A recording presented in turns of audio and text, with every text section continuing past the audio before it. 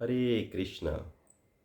दासों के दास राधा कांत गिरधारी दास आप सभी भक्तों के प्रार्थना करते हैं कि महाप्रभु ने हमें एक दिन और दिया अपनी सेवा करने का। उसी क्रम में हम सब लोग महाप्रभु के चरणों में प्रार्थना करते हैं। श्री श्री राधा माधव अष्ट सखी पंच तत्व विद्र विनाशक श्री लक्ष्मी नरसिंह भगवान है। कृष्ण कृपा मूर्ति ऐसी भक्ति वेदांत प्रभुपाद परम पूज्य गोपाल कृष्ण गोस्वामी गुरु महाराज समस्त वैष्णव जन गुरु परंपरा की कृपा से हमारी जो आज की सेवा है वो सेवा निरंतर जारी है। भगवान से प्रार्थना करते हैं कि प्रभु अपनी कृपा बनाए रखें और भक्तों पर भी कृपा बनाए रखें जो आपके लिए नित्य हरि चर्चा के लिए कुछ समय देते हैं, सुमिरन करते हैं। आप उन पर विशेष कृपा बनाएं और अपने भक्ति मार्ग पर आगे बढ़ाएं। हमारी यही आपके चरणों में प्रार्थना रहती है। भगवान बहुत दयालु हैं, बहुत कृपालु हैं, वो विशेष कृपा भी करते हैं। तो हमारा यही सभी भक्तों के चरणों में प्रार्थना रहती है कि आप सब लोग भगवान का धन्यवाद देते रहें, महाप्रभु का धन्यवाद देते रहते हैं, अपने बुजुर्गों का आशीर्वाद लेते रहें। यही नित्य हमारी क्रिया होनी चाहिए, क्योंकि जब तक उनकी कृपा नहीं होगी, जब तक उनका आशीर्वाद नहीं होगा, जब तक उनकी ब्लेसिंग्स नहीं मिलेगी हमें, हम कोई भी कार्य नहीं कर सकते। जब तक उनकी ही कृपा होती है तो वो वही कहते हैं कि उठिए और भगवान की सेवा करिए। तो उसी क्रम में हम सब लोग नित्य जो चर्चा कर रहे हैं, बहुत ही इम्पोर्टेंट चर्चा हम लोगों की टॉपिक चल रहा है। तो उसी टॉपिक में हम सब लोग का जो विवाह की आवश्यकता क्यों है गृहस्थ आश्रम में, उसमें हम लोगों का जो एक कल जो टॉपिक स्टार्ट हुआ है पारिवारिक जीवन, उस पर पहले दिन हम लोगों ने चर्चा करी। आज उसका दूसरा दिन है जिस पर हम सब लोग चर्चा कर रहे हैं, मनन कर रहे हैं। जब मनन करेंगे तो ऑटोमेटिक उसका निष्कर्ष भी निकलेगा। तो सबसे इम्पोर्टेंट है कि हमें क्या करना चाहिए, अपनी आध्यात्मिक क्रियाओं को भी अपने भौतिक जीवन में जोड़ना चाहिए। तो उसी क्रम में हम सब लोगों ने कल की जो चर्चा करी थी कि गुरु होता है जो हमें कुएं से बाहर निकालने का कार्य करता है। कि दुनिया बस देखते हैं कि जिसमें हम जिस माहौल में रहते हैं वहीं तक दुनिया सीमित रहती है। नहीं, ये दुनिया में हमें क्या है, आए हैं यहाँ पर डेली नित्य हमें कुछ ना कुछ, डेली प्रति दिन हमें कुछ ना कुछ सीखने को मिलेगा। तो यहाँ हम सीखने के लिए आए हैं, सलागत करने के लिए आए हैं, भक्तों का संग करने के लिए आए हैं। जब तक हम भक्तों का संग नहीं करेंगे भक्ति मार्ग पर आगे नहीं बढ़ सकते। यदि कोई अपनी पीढ़ियों को सर्वश्रेष्ठ बनाना चाहता है तो उसे बुरी संगति को त्याग देना चाहिए, अच्छे लोगों के साथ जुड़ना चाहिए, अर्थात उन लोगों के साथ जुड़ना चाहिए जो शास्त्रों के आदेश का पालन कर रहे हैं और पालन करा रहे हैं।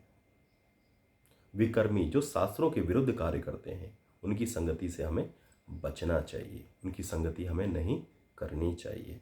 शास्त्रों का पालन करने वाले लोगों में वे भक्त सर्वश्रेष्ठ हैं जो भगवान कृष्ण को अपने जीवन का केंद्र मानकर पूजा करते हैं। यदि कोई ऐसे भक्तों को निरंतर संग प्राप्त कर लेता है तो वह अपने सभी पीढ़ियों को कृष्ण लोक तक पहुंचा देता है, जो प्रत्येक वाणी का सर्वोच्च लक्ष्य है। यानी कि हर प्राणी, हर जीवात्मा का जो एक लक्ष्य होना चाहिए वो हमें क्या करना है, कृष्ण की सेवा करना। तो वहाँ पर पहुँचेंगे कैसे, आपको अभी उदाहरण के रूप में समझाया है। एक आश्रम वह स्थान है जहाँ आध्यात्मिक कार्य सदैव चलते रहते हैं और व्यक्ति परम पुरुषोत्तम भगवान की शरण लेता है। किसी भी आश्रम का प्राथमिक उद्देश्य परम पुरुषोत्तम भगवान कृष्ण के प्रति समर्पण करना है। गृहस्थ आश्रम में सेवा का मुख्य केंद्र श्री कृष्ण है। यदि श्री कृष्ण को केंद्र में रखते हुए सभी कार्य संपन्न किए जाते हैं तो ऐसे घर को वास्तविक घर माना जाता है, अन्यथा वह गृहमेधी का घर कहलाएगा। गृहमेधी वह है जिसके जीवन का लक्ष्य स्वयं ही इंद्रिय तृप्ति है, जबकि गृहस्थ वह है जहाँ श्री कृष्ण की इंद्रियां तृप्ति जीवन का लक्ष्य है। दोनों में अत्यधिक अंतर है। गृहस्थ को पता होना चाहिए कि उसके लिए इंद्रिय तृप्ति सीमित है और उसे अनुमति प्राप्त नियमों के अनुसार कार्य करना चाहिए। वह दुख में नहीं, जैसा सांसारिक लोग ऐसे भक्तों के विषय में अनुमान लगाते हैं, इसके विपरीत वे आनंद में स्थित हैं, भगवान कृष्ण की उत्तम सेवा में लगे रहते हैं। और ऐसे लोग एक दूसरे की सहायता करके उनको आध्यात्मिक रूप से प्रगति करते हुए आदर्श गृहस्थ जीवन व्यतीत कर सकते हैं। ऐसे गृहस्थ दंपति की सेवा करने के लिए उसके द्वार पर शुभम और मंगलम प्रतीक्षा करते हैं।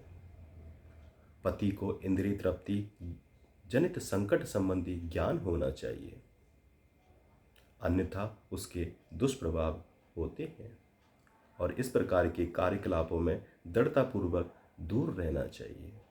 इस प्रकार की स्थिति से बचा जा सकता है यदि वह किसी भी कार्य को करने से पूर्व अपने पत्नी को विश्वास में लेकर उसको परामर्श कर लेता है।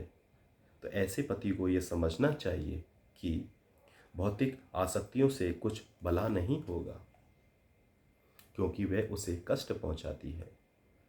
वे भगवत भक्ति में बाधा उत्पन्न करती है। इसलिए वह निश्चयात्मक रूप से सच्चे मन से अपनी मूर्खतापूर्ण आसक्ति पर पश्चाताप करता है और भगवान की दया की प्रतीक्षा करता है। पत्नी को अपने पति का सहयोग करना चाहिए और उसे सदा इंद्रिय संयम के लाभों का स्मरण कराना चाहिए। उसे सदैव अपने पति के दोषों की ओर संकेत नहीं देना चाहिए, बल्कि कुशलतापूर्वक अपने पति के प्रेम, सहयोग व स्नेहपूर्ण व्यवहार करते हुए उसे समुचित पथ प्रदर्शित करना चाहिए। इसमें सबसे इम्पोर्टेंट है सहयोग। गृहस्थ का प्राथमिक कर्तव्य सेवा करना है।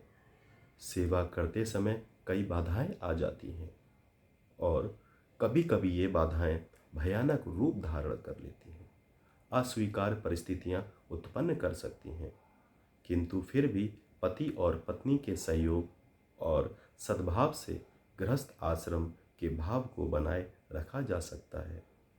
यदि पति पत्नी दोनों को जीवन में कई बार सुख सुविधाओं को त्यागने और प्रतिकूल परिस्थितियों का सामना करने के लिए तैयार रहना चाहिए। धैर्य हमारी संस्कृति का गुण है। किसी भी विपरीत परिस्थितियों का सामना करने के लिए इस पर शास्त्रों में पर्याप्त निर्देश दिए गए हैं और उन्हीं के आधार पर हमारा पालन पोषण हुआ है। ऐसे कई उदाहरण हमारे वैदिक साहित्य में उपलब्ध हैं, जहां लीलाओं के माध्यम से जीवन में अनेक व्यवहारिक समस्याओं को हल किया गया है। दंपति के लिए अत्यधिक आसक्ति ठीक नहीं है, क्योंकि वह आधिपत्य का कारण बन सकती है और अन्यों को अपने कर्तव्यों को उचित रूप से करने से बाधित कर सकती है। पति और पत्नी दोनों की विचारधारा इस प्रकार होनी चाहिए। पति सोच सकता है, मेरी पत्नी भगवान की अच्छी तरह से सेवा करने में मेरी सहायता कर रही है और वह भगवान की ऐसी वैष्णवी को देखभाल कर रहा हूँ। पत्नी सोच सकती है, मेरा पति भगवान का प्रतिनिधि है और मुझे उसकी वैसी सेवा करनी है जिससे भगवान उनके माध्यम से उस सेवा को स्वीकार कर सके।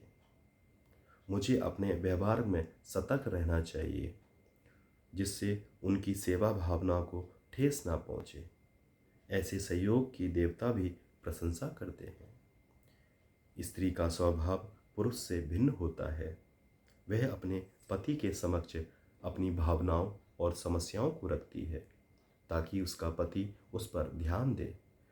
यदि ऐसी स्थिति में पति एक उत्तम श्रोता की भूमिका निभाता है तो इससे एक उत्तम संबंध विकसित होगा। स्त्री का शरीर प्राकृतिक रूप से बहुत ही आकर्षक, सुकुमार और कोमल होता है और मनोवैज्ञानिक रूप से उसका शरीर पुरुषों को आकर्षित करने और उसके द्वारा नियंत्रित करने के लिए होता है। उसका शरीर पुरुषों की भांति शारीरिक रूप से प्रबल नहीं होता। उसकी हर समस्या रक्षा और देखभाल की करनी चाहिए। भक्ति सामर्थ्य सिंधु में श्रील प्रभुपाद लिखते हैं, जब श्री कृष्ण ने, जो हास प्रयास में परम दक्ष हैं, परिजात वृक्ष को सत्य भावा के प्रांगण में आरोपित कर दिया तो विदर्भ नंदिनी रुक्मणी देवी को बहुत ईर्ष्या हुई, परंतु अपनी स्वाभाविक सुशीलता के कारण उन्होंने उसे व्यक्त नहीं होने दिया। अतः रुक्मणी के यथार्थ मनोभाव का कोई यह नहीं जान सका। यह प्रश्न स्पर्धा का उदाहरण है। हरि हरि बोल। अगर आप लोग चाहते हैं आपके नंबर पर नित्य गीता श्लोक, कृष्ण चर्चा, कृष्ण कथा मिलती रहे तो आप 9411166837 पर हरे कृष्णा भेज सकते हैं।